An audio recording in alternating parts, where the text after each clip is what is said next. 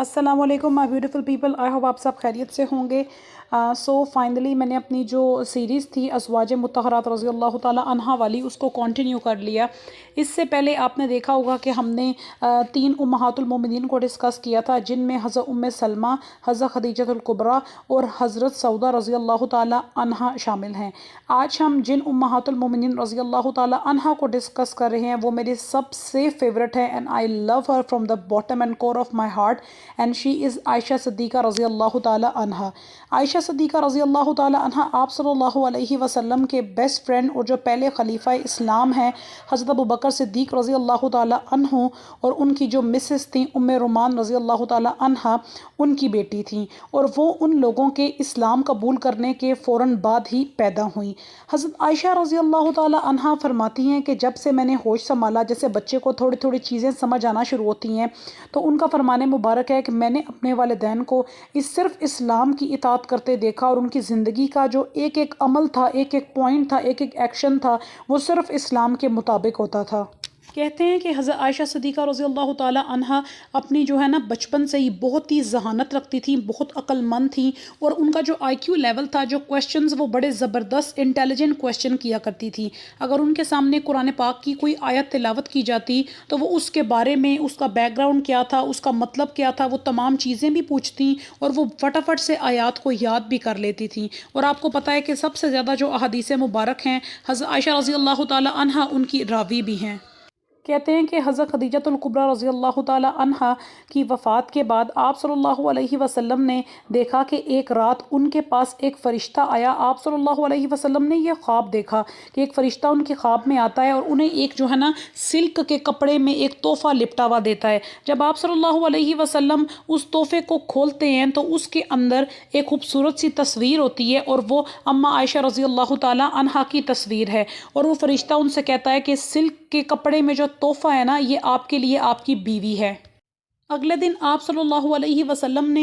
Discuss किया इस मसले को, इस ख्वाब को हज़रत हौला रज़ी अल्लाह ताला अन्हा के साथ, और हज़रत हौला रज़ी अल्लाह ताला अन्हा ने फिर हज़रत अबू बकर सिद्दीक़ रज़ी अल्लाह ताला अन्हु के पास शादी का पैगाम भेजा। लेकिन उस वक़्त जो है अम्मा आयशा रज़ी अल्लाह ताला अन्हा की मंगनी हो चुकी थी, लेकिन जहाँ उनकी मंगनी हो चुकी थी वो पहले से ही बात तयशुदा थी, ठीक है। तो उन लोगों ने, जिस फैमिली में उनकी मंगनी थी, उन्होंने इस्लाम अभी तक कबूल नहीं था किया। तो उनको जो है ना ये मसला दरपेश था कि अगर हमने अपने बेटे का रिश्ता, वो शादी में आना बानी कर रहे थे, उन्होंने कहा कि अगर हम अपने बेटे की शादी कर देंगे आयशा के साथ तो अबू बकर रज़ी अल्लाह ताला अन्हु तो उसे इस्लाम में मेरे बेटे को ले आएंगे, इस्लाम कबूल करवा देंगे। उन्होंने उस डर से वो रिश्ता ख़त्म कर दिया। लेकिन ये भी अल्लाह ताला की बेहतरीन प्लानिंग थी कि अल्लाह ताला ने एक बेहतरीन और एक पाक साफ़ औरत के लिए दुनिया का बेहतरीन हस्बैंड अता करना था, जो कि हज़रत मोहम्मद सल्लल्लाहु अलैहि वसल्लम की शक्ल में था।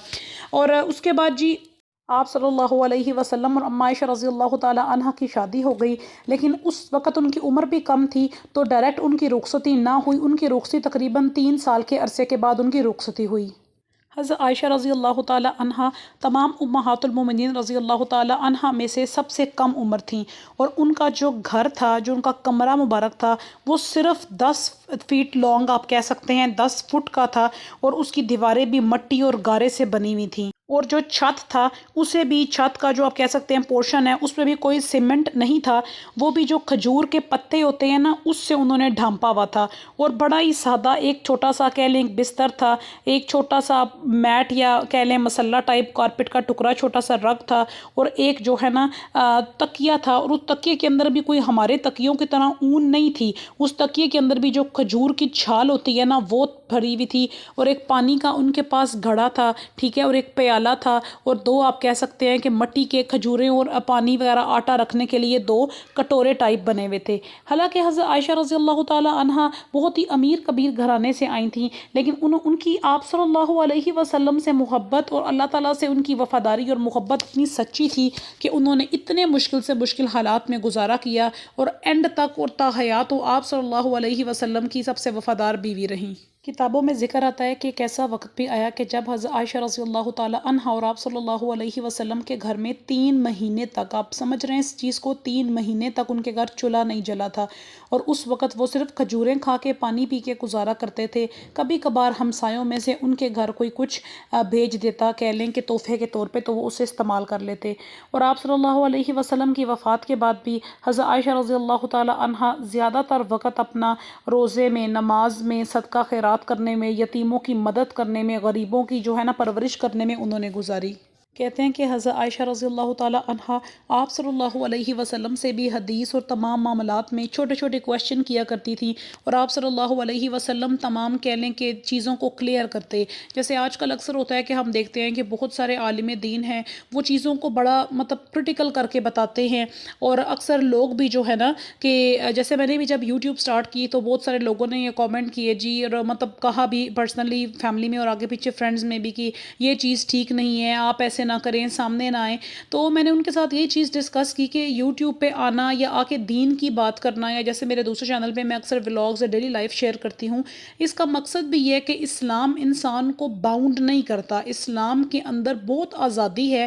لیکن اگر آپ اس آزادی کو اسلام اور اس کے اللہ اور اس کے رسول صلی اللہ علیہ وسلم کے مطابق لے کے چلیں۔ سو دس واز دا تھنگ کہ آپ صلی اللہ علیہ وسلم نے اما عائشہ رضی اللہ تعالی عنہا کے جو ہر پوائنٹ تھے ان کو بڑے طریقے سے کلیئر کیا، چیزوں کو کلیئر کیا۔ اسی لیے میں آپ سے بھی ڈسکس کرتی ہوں کہ بجائے دوسرے لوگوں کی بات سننے کے، ڈائریکٹ آپ کسی اوتھینٹک بک سے، ٹھیک ہے، کسی حدیث کا جو ترجمہ اگر آپ لے رہے ہیں یا قرآن پاک سے ڈائریکٹ آپ اسے اسٹڈی کریں، آپ دوسرے لوگوں پہ مت جائیں۔ اسلام ایک بڑا ہی آپ کہہ سکتے ہیں کہ واسٹ مذہب ہے، وہ آپ کی سوچ کو، آپ کی زندگی کے طریقوں کو بدلتا ہے، کہ جس میں آپ کو خوشی بھی ملتی ہے، سکون بھی ملتا ہے، اور انسان کی جنت اور آخرت بھی خراب نہیں ہوتی۔ ہاں، میں ایک بہت ہی امپورٹنٹ آپ کے ساتھ واقعہ بھی شیئر کرنا چاہوں گی۔ اللہ تعالیٰ کرے کہ ہم سب لوگوں کو یہ چیز سمجھ آ جائے۔ بہت سے لوگ ہیں جو اس چیز سے ان اویئر ہیں، ٹھیک ہے، کہ کہتے ہیں کہ ایک دفعہ بنو مستلق کی کوئی کمپین تھی، کوئی سفر تھا، تو وہاں سے بہت سے مسلمان اور اما عائشہ رضی اللہ تعالیٰ عنہ اور آپ صلی اللہ علیہ وسلم بھی وہاں سے واپس آ رہے تھے۔ تو راستے میں ایسا ہوا کہ میں نے آپ کو بتایا کہ اما عائشہ رضی اللہ تعالیٰ عنہ کی ایج بھی کم تھی، آپ کہہ سکتے ہیں کہ وہ باقی تمام امہات المومنین سے کم عمر کی تھیں۔ تو انہوں نے گلے میں جو ایک ہار، جو نیکلس سا پہنا ہوا تھا، سفر میں راستے پہ جیسے کیمپس لگے ہوتے ہیں، ٹھیک ہے، تو انسان کی کوئی چیز گم جاتی ہے، کوئی آگے پیچھے ہو جاتی ہے، ان کا جو ہار تھا انہیں بڑا عزیز تھا، وہ ان کا ہار گم گیا، ٹھیک ہے۔ اب کیا ہوا جی کہ جب ان کا ہار گم گیا تو وہ عمر بھی ان کی کم تھی، وہ اپنی جو پالکی بنی ہوتی ہے، جیسے اونٹ یا اس وقت پہ چلتے تھے، ان میں پالکی ہوتی تھی، ڈھکی ہوئی ہوتی تھی، اور اندر کوئی بھی جو خاتون ہے وہ بیٹھی ہوئی ہیں، جو بے شک آپ صلی اللہ علیہ وسلم کی بیوی ہیں، بیٹی ہیں، یا اور کہہ لیں کہ اسلام کی جو ہماری بیویاں ہیں وہ کوئی بیٹھی ہوئی ہیں، تو وہ اس پالکی سے نکل کے، ٹھیک ہے، اپنا ہار ڈھونڈنے میں مصروف ہو گئیں، اور جو کافی دیر انہوں نے لگائی، کافی ٹائم ان کو لگا، اور جب وہ واپس آئیں تو انہوں نے دیکھا کہ جو اونٹوں پہ سارا جو قافلہ سوار تھا، آپ صلی اللہ علیہ وسلم، باقی سب صحابی، تو وہ لوگ وہاں سے جا چکے تھے۔ اب ان کو نہیں پتا تھا کہ کس وقت وہ پالکی سے نکل کے اپنا ہار ڈھونڈنے کے لیے چلی گئیں، کیونکہ پالکی کے اوپر جو سیٹ بنی ہوتی تھی اور اس کے آگے پیچھے پردہ لگا ہوتا تھا، تو ان سب نے سمجھا وہ ظاہری بات ہے آپ صلی اللہ علیہ وسلم کی بیوی تھیں، کوئی پردہ تو ہٹا نہیں سکتا تھا کہ دیکھے کوئی اندر کوئی بیٹھا ہے کہ نہیں، تو اسی وجہ سے صحابہ نے سمجھا کہ اما عائشہ اندر ہی ہیں، اور وہ اس پالکی کو، اونٹ کو لے کے وہ لوگ آگے موو کر گئے۔ اب کہتے ہیں جب کافی دیر کے بعد جب وہ اما عائشہ وہاں واپس آئیں تو انہوں نے دیکھا کہ یہاں پہ تو کوئی ہے ہی نہیں ہے، جو ہے نا کوئی قافلہ ہے ہی نہیں، مسلمان تو چلے گئے ہیں، تو پھر انہوں نے وہاں انتظار کرنا مناسب سمجھا۔ اتنے میں کہتے ہیں کہ وہاں ایک صفوان ابن المعطل، ایک صحابی تھے، وہ وہاں پہ آئے، تو انہوں نے دیکھا کہ اما عائشہ تو وہاں اکیلی رہ گئی ہیں، تو انہوں نے انہیں کہا کہ آپ میرے اونٹ پہ بیٹھ جائیں، میں آپ کو مدینہ چھوڑ دیتا ہوں، میں بھی مدینہ ہی اس قافلے سے شامل ہونے جا رہا ہوں۔ وہ ان کو مدینہ لے آئے۔ تو اب اللہ کا کرنا کچھ ایسا ہوا کہ جیسے بہت سے کہہ لیں کہ آپ صلی اللہ علیہ وسلم کے زمانے میں بھی بہت سے منافقین تھے، کفار تھے، جو چاہتے تھے کہ نعوذ باللہ اسلام کی یا صحابہ کی یا اللہ کے نبی کی فیملی کی نعوذ باللہ استغفار وہ انسلٹ کر سکیں، جس میں اللہ نے انہیں ہمیشہ منہ کی کھلائی اور ناکام کیا۔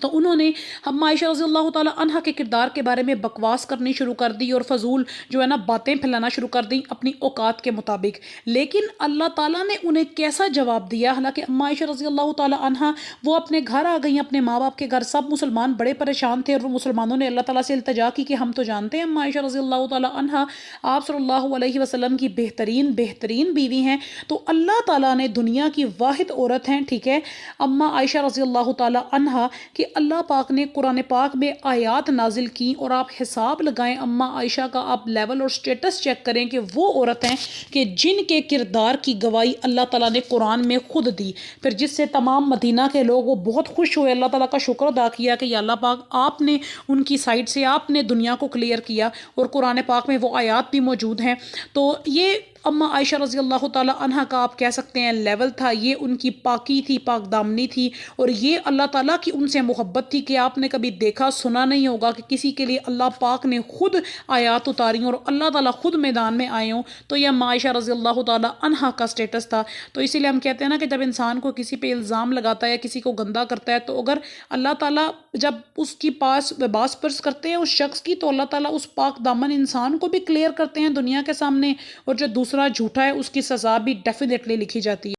ایک اور بہت ہی مزیدار جو واقعہ ہے کہ ایک دفعہ آپ صلی اللہ علیہ وسلم کی وفات کے بعد کسی صحابی نے اماں عائشہ رضی اللہ تعالیٰ عنہ سے پوچھا کہ آپ ہمیں آپ صلی اللہ علیہ وسلم کی عادات اور طور طریقے کے بارے میں کچھ بتائیں۔ تو اماں عائشہ رضی اللہ تعالیٰ عنہ نے بڑا خوبصورت جواب دیا کہ کیا تم نے قرآن نہیں پڑھا؟ قرآن ہی آپ صلی اللہ علیہ وسلم کی باتوں کا، عادات کا، طریقے کا، ایچ اینڈ ایوری تھنگ، ان کے لائف سٹائل کا مجموعہ، قرآن ہی اس کی کہہ لیں کہ ایک پریکٹیکل اگزامپل ہے، اور ایک آپ کہہ سکتے ہیں زبردست کاپی ہے۔